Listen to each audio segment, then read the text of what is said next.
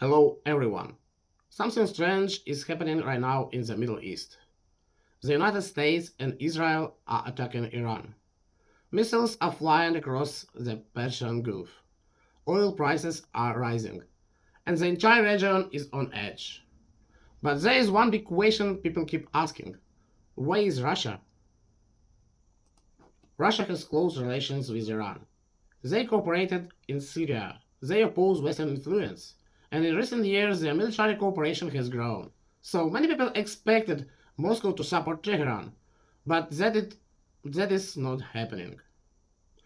Russia is not sending troops, Russia is not entering the war, and so far Moscow is staying mostly on the sidelines. So the question is simple. Why is Russia staying out of the Iran war? At first glance, Russia and Iran looks like a natural allies. Both countries oppose American influence, both face Western sanctions, and both cooperate in several military projects. But in reality, their relationships is more complicated. Russia and Iran are not part of the formal military alliance. There is no treaty that obligates Moscow to defend Iran. This is not North Atlantic Alliance. It is more like a partnership of the convenience. They cooperate when their interests align, but each country ultimately follows its own strategy. Another major factor is the war in Ukraine. Russia is already deeply involved in a large military conflict. That war consumes enormous military and economic resources. Opening another front against the United States and Israel would be extremely risky, even for a major military power. There is also an economic dimension. When tensions rise in the Middle East, energy prices usually increase.